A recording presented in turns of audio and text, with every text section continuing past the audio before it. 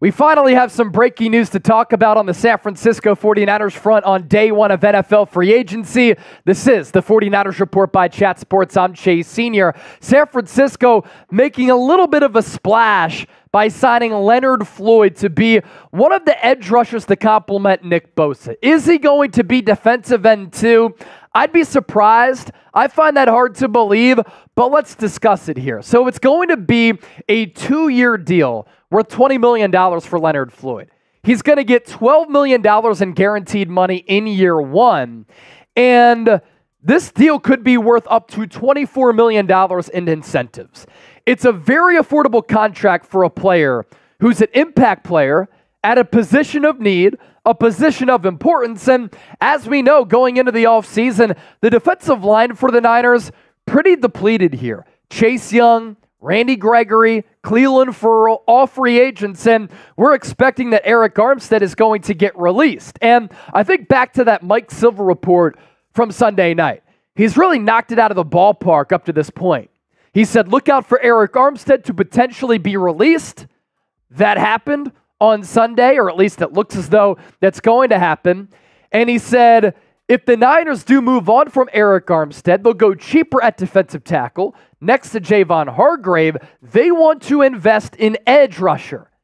And that could be Leonard Floyd. Now, if they fully just go in on Leonard Floyd, I have some issues for some of the reasons that I'm about to talk about because I still think you need another edge rusher. Could it be Leonard Floyd and Chase Young? Could it be Leonard Floyd and Randy Gregory / Cleveland Ferrell? Could they still make a trade for Brian Burns? If it's Brian Burns, Nick Bosa, and Leonard Floyd, that is a great three-headed monster at defensive end. And all those players pretty solid against the run too. And last year, we know that the Niners struggled in that regard. Plenty more thoughts to get to. We also have another signing that the Niners made a little bit earlier today in Brandon Allen. Is he going to be the backup for Brock Purdy? Thoughts on that coming up in a moment. But first, this is why you subscribe to the channel. We've been live all day for 6 hours at this point. We're still going. And when the Niners make a move, we discuss it. We break it down. We dissect it, giving you some great football knowledge. Hit that sub button here. So with Leonard Floyd, he is 31 years old. He has 58 sacks in 121 career games. He did play under Brandon Staley back in 2020 with the Los Angeles Rams. He went to Georgia. He was a first-round pick in the 2016 draft by the Chicago Bears. He never fully tapped into his potential as an edge rusher with Chicago. But in his last 4 years, he has a combined 39.5 sacks. Obviously, that averages out to be just under 10 sacks per year. He's basically averaged about 10 sacks per season. This past year with Buffalo, he had 10.5. 19 quarterback hits, 1 forced fumble, 9 TFLs, and 32 tackles. His Pro Football Focus grades, he's not an analytical darling by any means. But when you see Jonathan Greenard going for $18 million per and Bryce Huff going for $17 million per, and you can get Leonard Floyd on $10 million for the average annual value, what the Niners are doing here is a very good value play for a very productive player. And you look at the numbers over his last 4 campaigns. When I say he's been right around those 10 sacks per season, this shows you that. With the Rams in 2020 under Brandon Staley, had 10.5 with 19 quarterback hits. Following year, 9.5. Year after that, 9. And in 2023, he had the 10.5. He's played in good defensive systems with other really good defensive players. When he was with the Chicago Bears, he was looked at as the edge guy. And he's never really been able to be the edge guy. But when he plays alongside Aaron Donald, when he plays on a really good Buffalo Bills defense, he's produced. And now you put him up alongside Javon Hargrave, alongside Nick Bosa. This is the type of move that the Niners were looking to make. Don't break the bank, fill a position of need for a really solid player. The athleticism is certainly there. He's 6'5", 240 pounds. In the pre-draft process, he ran a 4.6 40, has a really fast first step. And he could set the edge a little bit against the run too. He is not going to be a player who physically wows you like a Bosa, because when you look at him or a Chase Young, you're like, wow, they're sculpted, they're built, they're thick, they're lean, they're fast, they're physical. He's fast, he's twitchy, and he's going to have that bend coming around the edge here. And the Pro Football Focus grades, overall grade of 56.3 this past year, run defense grade of 56.1, and a pass rush grade of 62.1. He had 42 pressures on 21 hurries and 7 hits. And I think him being a solid run defender is obviously big for the Niners here, because they wanted a defensive end who is going to be better at setting the edge against the run. Now, I know I just passed along those PFF numbers, run defense grade of 56.1. It's not going to blow your top by any means. But when you're paying a player $10 million who could give you 10 sacks, that's a really good value. I hope it's not to be edge rusher or defensive end number 2, and he's more so that defensive end number 3. We'll certainly see what happens in that regard. Your one-word reaction to the Niners finally making a move on day 1 of NFL free agency. My one word here, it's solid. And another word that comes to mind is value. Now we'll get to Brandon Allen and the Niners signing him to potentially be the backup to Brock Purdy coming up here just around the corner. But first, make sure you sign up with Prize Picks, the largest independently run daily fantasy sports app in North America and the best daily fantasy sports app in North America.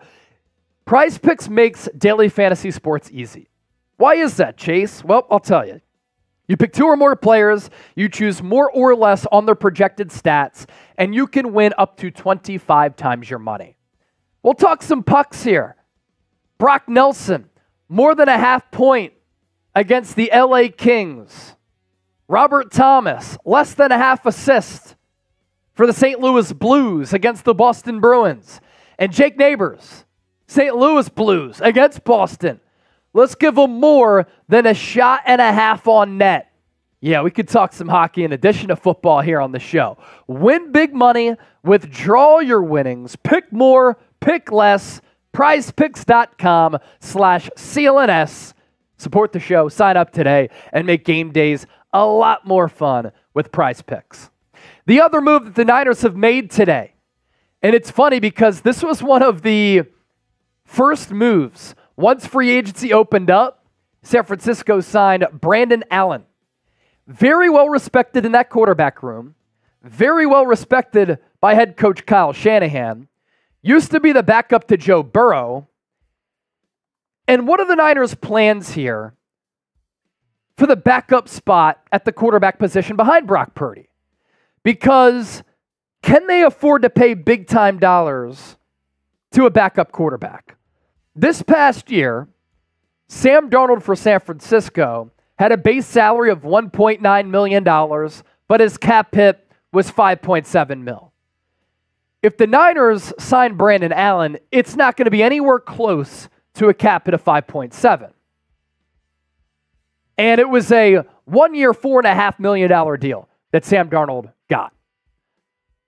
Given the financial constraints on this Niners roster and how they've had to approach Kyle Juszczyk about a contract restructure and had to do the same with Eric Armstead. He refused. He wants to test his free agent market. With having to restructure the contract of Fred Warner, which they also did, according to Matt Barrows of The Athletic last week. Are they going to be able to afford an expensive backup quarterback? Could they bring back Brandon Allen, who Kyle Shanahan praised last year, who doesn't do much for me as far as moving the needle? He does have starting experience and did back up Joe Burrow, as I said. And then you draft a quarterback who has some upside. I think that could be an option for the Niners here. Back up 2 for Brandon Allen. You draft the quarterback to be that QB3. Other moves that the Niners have made. If Colt McKivitz is the Niners' plan to be their starting right tackle, I have a massive problem. But you look at Robert Hunt. He's getting $20 million per year from the Carolina Panthers.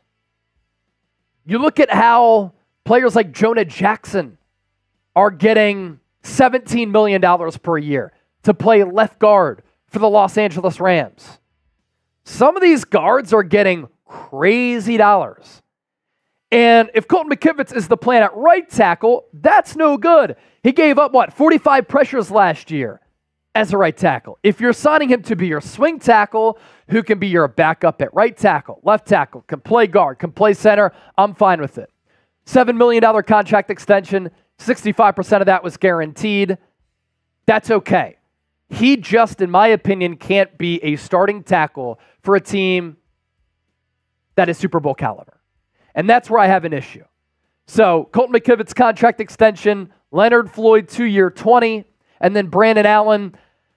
I think my read on this is that he's going to be the backup to Purdy, at least originally, and then you draft a rookie, maybe you bring in another quarterback. Because a player like Gardner Minshew just got a crazy deal from the Las Vegas Raiders. You're obviously not going to pay that type of money for a backup quarterback, and nor do you need to. 2 years, $25 for Gardner Minshew. I think about $15 million of that is guaranteed. So grade the signing of Leonard Floyd. More moves are going to come for San Francisco.